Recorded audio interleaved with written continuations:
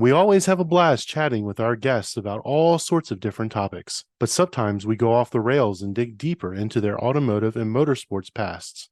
As a bonus, let's go behind the scenes with this Pitstop minisode for some extra content that didn't quite fit in the main episode. Sit back, enjoy, and remember to like, subscribe, and support Break Fix on Patreon. So Matt, let's get back into it. You name dropped something huge earlier. We mentioned Ken Block and then Gymkhana, and you said you were part of that. So let's unpack that a little bit. Tell us about what that was like and how you were involved in the making of those films that a lot of us just salivate over. You know, we can watch them over and over and over again on YouTube. Yeah, no, absolutely. I grew up with Ken, and both of us were rally enthusiasts, and we were doing some work in rally. He had sold his company and wanted to start rally racing, and he did. And he brought Travis Pastrana along. And one of the things that's cool about Ken is he always has a plan. Like you're like, oh, you're done, you're retired, you sold your company, and I think he was in his 30s still, right? At that point, he's like, well, I'm going to go look at this and do some things and stay on as an advisory person or whatever. We went rally racing. That was going well. And what we started doing is documenting that. And we had a unique perspective because we grew up making skateboard films, which skateboard films by nature, you're very close to the subject matter. You're really focused on passing through the visceral experience of skateboard action, and everything from the sound to feels like you're there. If you watch skateboard films, it feels like you're hanging out with the skateboarders, right? And it's raw. And so we wanted to, or actually we didn't even want to, we inadvertently did that when we were documenting rally.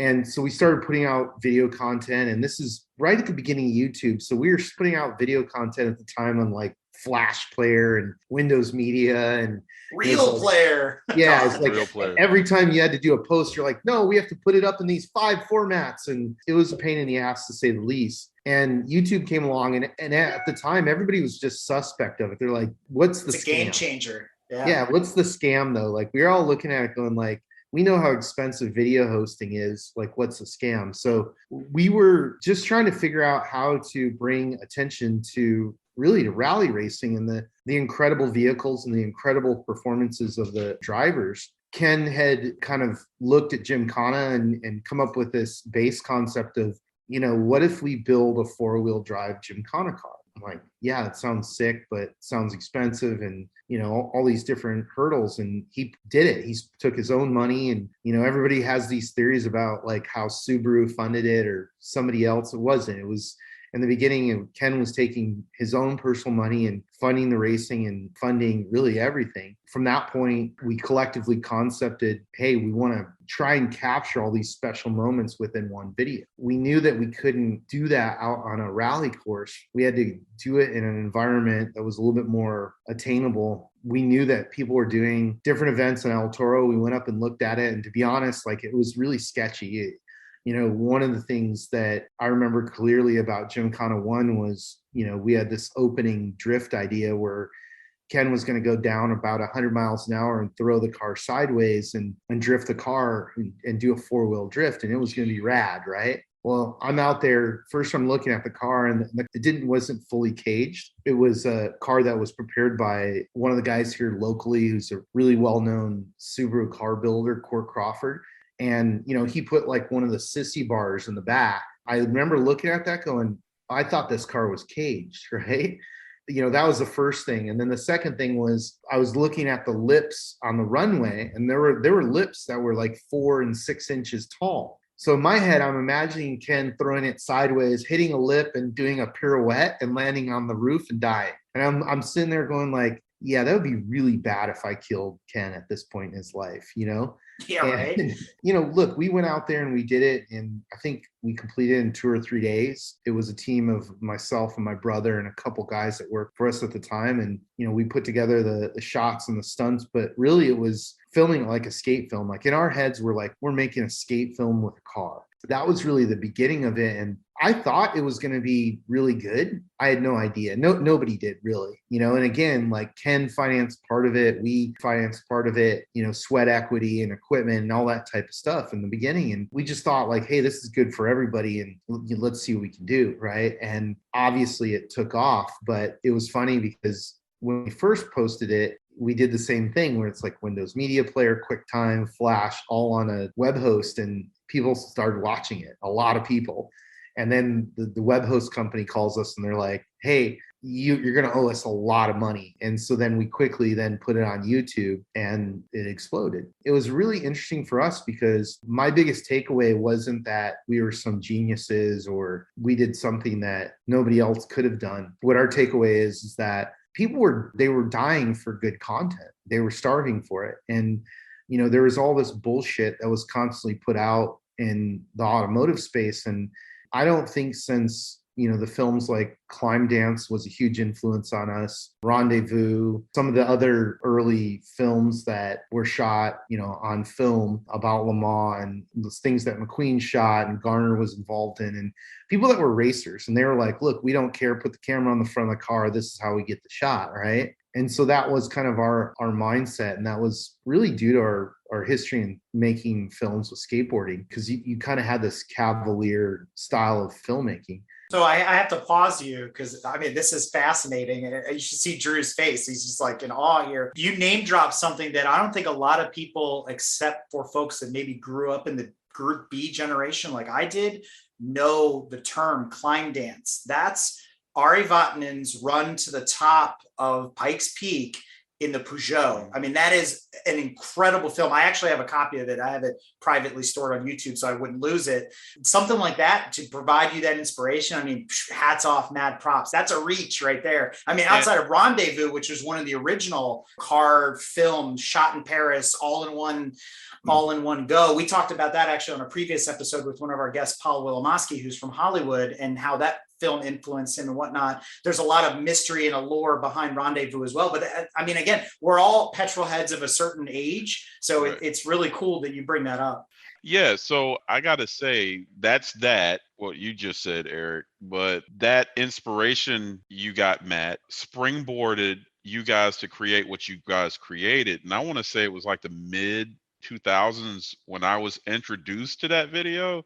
And I'm imagining everyone else who's probably listening to this was, you heard it from somebody who heard it from somebody. Yeah. And then when you saw it, the way you guys filmed that video was in a way that no one had ever done it before. And it was very like watching Rob Deerdeck or whoever skateboarder when they're on the street and you're getting like those cross shots in the action video of the vehicle going through that four-wheel drift. And I got to tell you, dang, it's coming up on 20 years ago when that was done. I know, right? I had never seen anything like that. And then the drift that Ken did, nobody had ever filmed anything like that before. And I feel like what you guys did springboarded other creators to film like that. Those crazy low, close action shots. Well, not only that, I was going to say, I think you guys set the stage to be our generation's Climb Dance and Rendezvous and whatever. Like those Gymkhana videos, when you talk, you're like, Gymkhana, and everybody goes, I know. Oh my God, it's epic, right? And the 27 versions of it later, but still, they have set the bar really damn high at the end of the day. So congratulations. No, I appreciate that. And I love being a part of the timeline of motorsports culture like that, because there are a lot of things that influenced my brother and I as kids. And one of them were the couple films I just mentioned. The other one was just growing up in the era of Wide World of Sports. Yeah. It was a magical era of like watching TV and they're like, oh, we're at Isle of Man today. And they took you all over the world to all these different things. And it was spectacular and very well shot, especially for that era, because they had some very crazy limitations with film. Like when you understand Rendezvous, there was no GoPros when they shot that. No, look at Le Mans. If you look at the behind the scenes of McQueen's movie, he's got these massive cameras mounted in the 917 and he can barely drive the damn thing. And the cameras are so big. That or a helicopter. Yeah, right. And the other part of it to me that was so impressive is, in particular with Climb Dance, is the sound. Yes. is like how violent and visceral it was. And Oh yeah. that's one thing that we carry forward in a lot of the work that we do. Even now, it's like jumping forward to why we, are involved with the Mint 400. It was because we got tired of being filmmakers and the creatives sitting on the sideline telling these old men who, own the sport, hey, you need to do this, and you need to allow us in there to shoot. We need to have controlled environments. We need to do all these things. And they're like, who are these kids? Shut up, And so it was our way of taking control and having the creatives run everything rather than the administrators, the bureaucrats, right? It was a great experience. And I'm really stoked to have put our stamp down, on that first film and then follow up with the second and the third. We had a lot of fun. And, I can't speak higher of Ken too, because, the guy he's a very unique person. People constantly come to me and they're like, oh, he's not the greatest driver. He's definitely not the greatest driver. He never said he was. He just was trying to show people, really to put light on the vehicles and the drivers so that people would recognize them and go, okay, drifters are badasses. And rally well, racers. not only that, after like the big names left Group B, or Group B was disbanded in 1987, 88, and you were left with the Group A cars and whatnot, people are like, rally, forget it, Audi's not there, and Lancia's not there, we're not going to watch anymore. So there was like this dead zone. And I think Ken, I attribute him to revitalizing rally. I mean, yes, Colin McRae and Carlos Sainz and all those names for sure. Even Jari Matti-Latvala, who is now a team owner, that came up through that 90s and 2000s era of rally, but it's just not the same. It didn't have the same allure. To your point, it wasn't nearly as visceral as the Group B cars like Ari Vatanen and Michel Mouton and Walter Röhrl and all those guys. It was a different time. It was a different place. They could get away with more. But I think Ken brought it back. The thing that was most impactful and still brings the biggest question to mind is, I don't remember which Gymkhana it is, but where they closed down San Francisco, and we're like, how? Yeah. And I'm like, how the heck did they do that? Because how do you get the whole city to basically shut down and not have some random person walking their dog, or they need to go jogging or go to Starbucks or whatever? I mean, how do you guys manage that? Well, to be clear, we didn't do that one, but you pay the city, you pay permits. It's expensive. Yeah. And that I think is one of the things too that people don't understand is, it becomes a race war, right? Like you do one and everybody's like, oh, wow.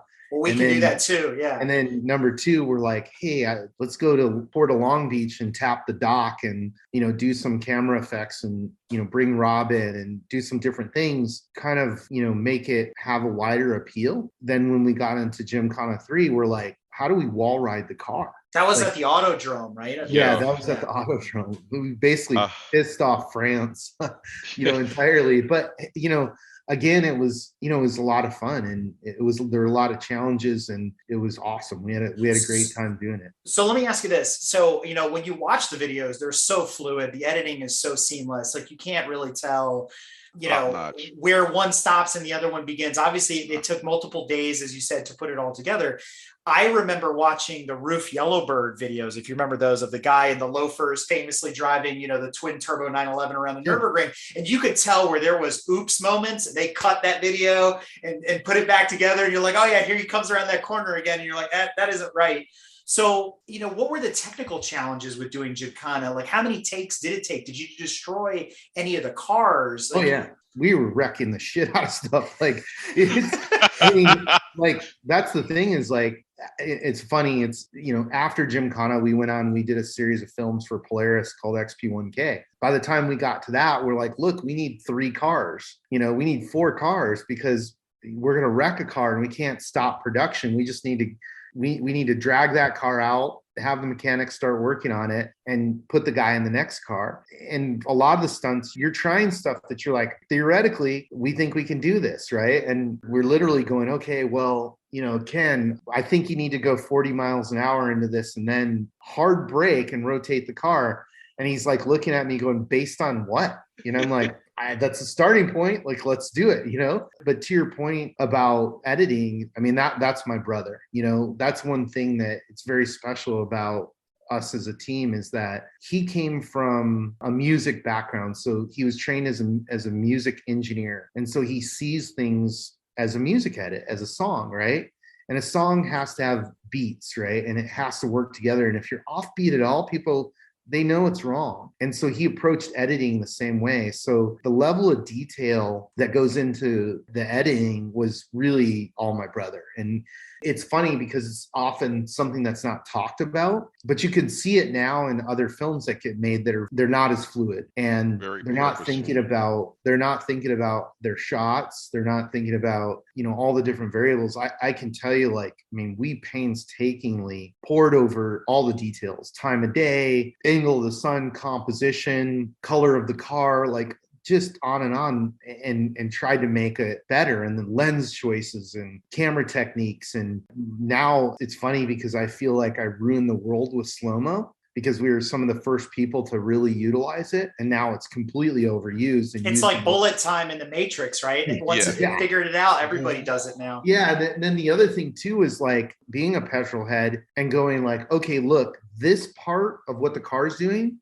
that's remarkable. And that's when you slow it down. This other shit, you're just coming in and you're exiting. But this point, that's the magic. And if you don't understand that, you're not going to get the shot and you're not going to nail that in the edit. And that's why even with the stuff that we do with the Mint 400, it's like, after we're done here, I got to work on script notes for our live stream, so because I want it to be right. Can I say something? And you probably don't give a shit, but there's one thing that I noticed that was different. I noticed that you guys do a lot more over the head shots versus the dead on shots. And so the earlier videos was very dead on and kind of off camber topper like shots. So when we started getting like the over the head shot to see what the vehicle dynamic was doing, that's when I realized, aha, there is somebody behind the curtain, because that then let me know that in the earlier videos, I felt like this guy is doing all this stuff first take. But then when you pay attention to the shots,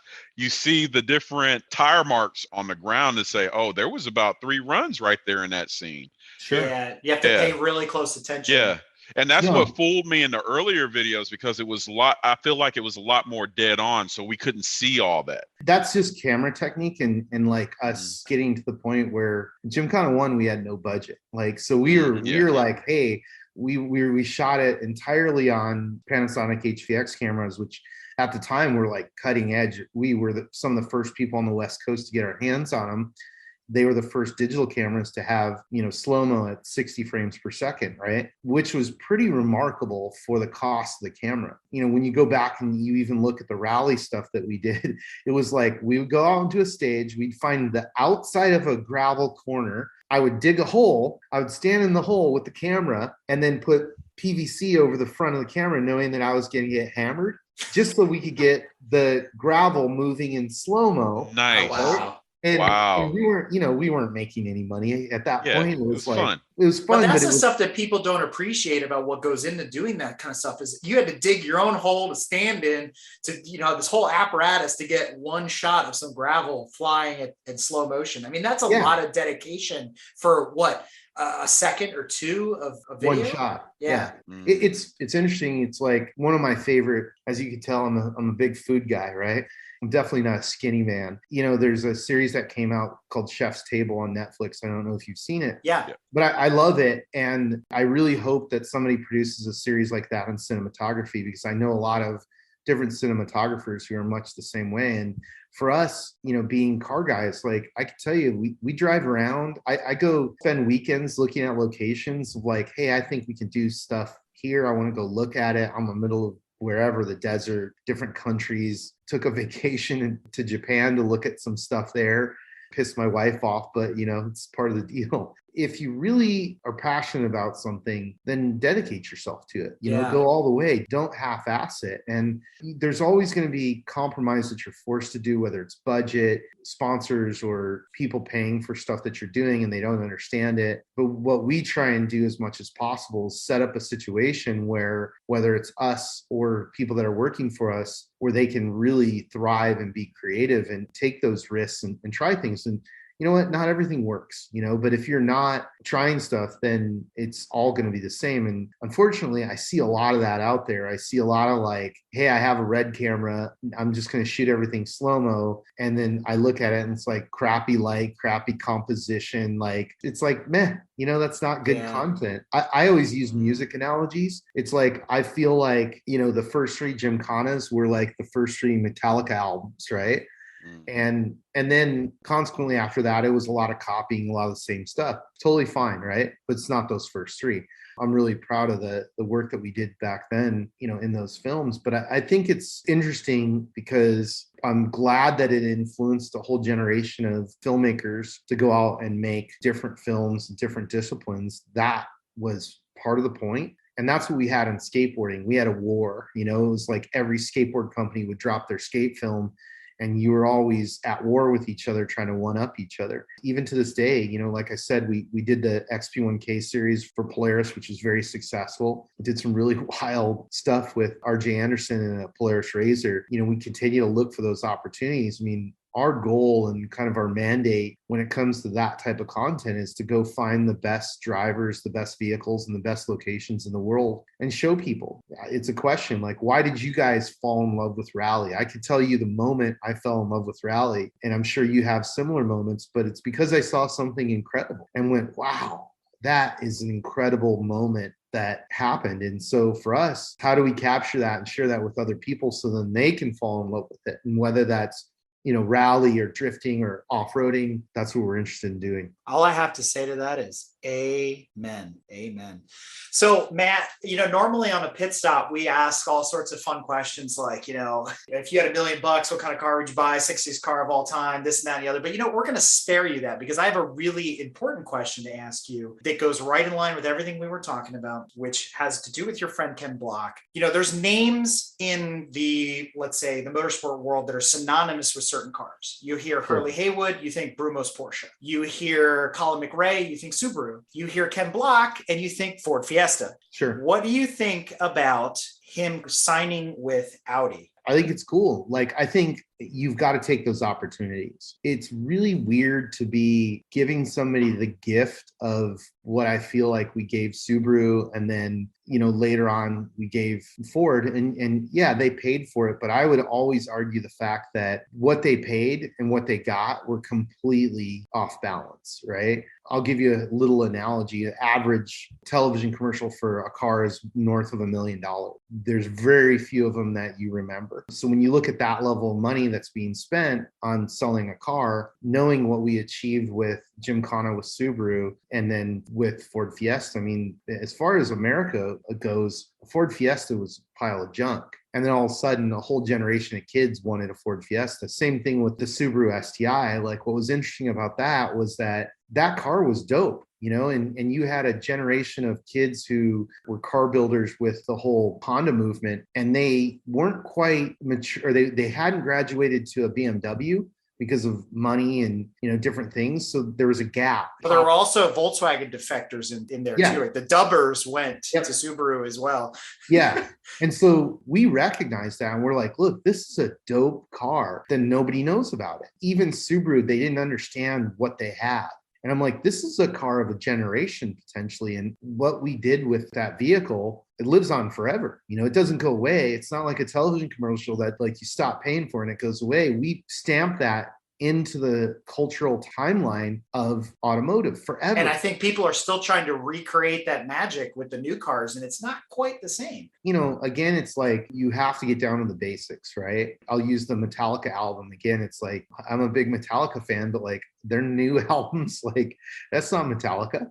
Right. Yeah. So at some point you got to put all the fancy stuff down and get back to the dirt and get down to the nucleus of why it's special. And a lot of people don't want to do that, man. They don't want to do the work. They don't want to put themselves in that position. It's hard. We've done some really crazy shoots that I can go into details and you're like, why would you ever do that? And it's because, we are trying to do something better, different, more visceral, and create the impact that we felt when we were kids and watching Wide World of Sports and ESPN 8, the Ocho, right? Right. And like you kept mentioning Group B. I'll back this up into one of your questions of like, you had $1 million or a limited budget. What car would you buy and drive? I'd buy a Group B car. 100%. Thank God somebody agrees with me. It would be so fun to just offend everybody violently driving around town, and it's just visceral raw power. All right. So since you brought it up, best Group B car in your opinion, the one you would buy if you could buy one. You know, that's a hard decision because I like ugly cars, right? Oh man, he's going for like the MG Metro or something terrible.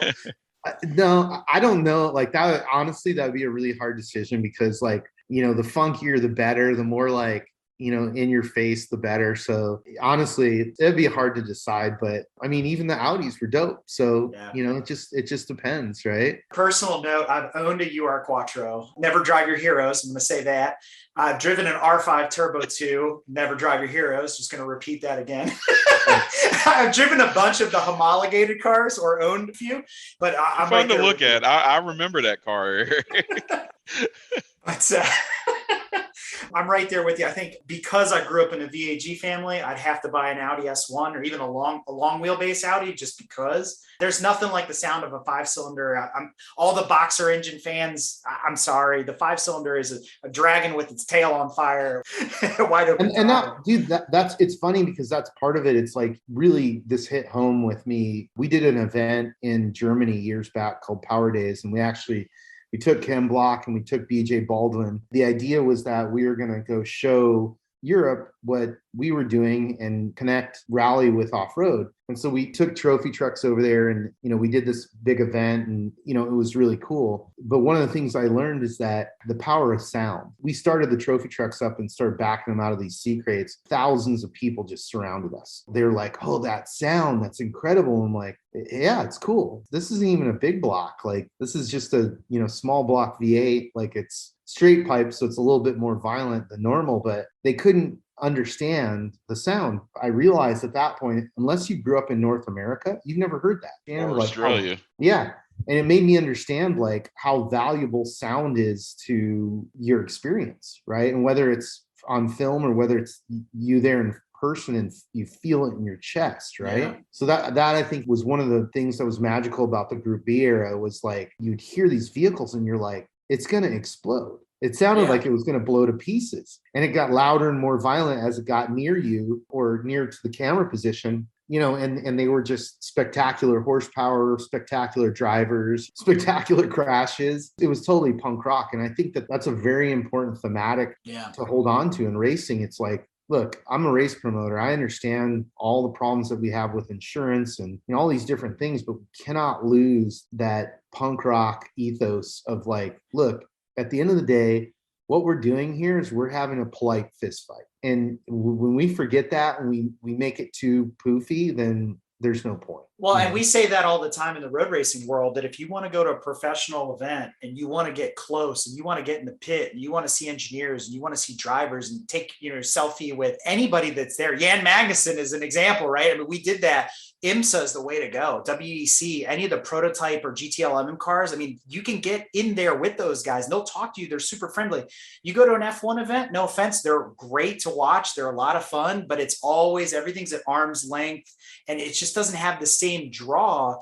But because IMSA, like rally, started in Trans Am and SCCA, and it came up through that world, it still has that grassroots appeal, much like you guys are bringing to the table with the Mint 400. It's such a prestigious event, but you can still get in there. You can still be hands-on and be in the action, in part of the event, be part of history. You know, Matt, as we wrap this pit stop up, amazing, again, mind-blowing information here. I do want to ask one question because you brought it up, and it is a pit stop question that we usually ask, but since you're a fan of ugly cars, what's your favorite ugly car and what's the ugliest ugly car in your opinion? Oh man. So VW Bugs, man, I love them. They're funky and it's funny because part of it's childhood, I guess. Part of it is regional where we live. Yeah. VW Bugs continue to be made in Mexico for years after they were discontinued in the US. Up to 2003. Yeah, and so we're right on the border. We have a lot of Mexican friends. We spend a lot of time in Baja, and they go crazy over Class 11 VW Bug racing, and it's very serious, right? And so I just love that. I love that somebody just picked a completely out of date, impractical vehicle and was like, this is what we're going to fall in love with. Yeah, that's rad. Man, ugliest cars? Ugly of the ugly, the fuggliest one you can think of. The Toyota 86, the Hachiroku that started drifting, really, like that thing's funky, man. You know, Like you think the A86 is ugly? I mean, I always looked at that as Toyota's bad copy of the Scirocco. which I think the Scirocco's ugly too. Oh, all right then. At least you can look at a VW and go like, yeah, man, that's like a poor guy's Porsche. You know what I mean? Like, it's like saying, yeah, I'm broke. It's okay. You know, like this how I'm rolling. Well, very cool. Thank you again. This has been a lot of fun. Likewise. I appreciate it, guys. Thanks for having me.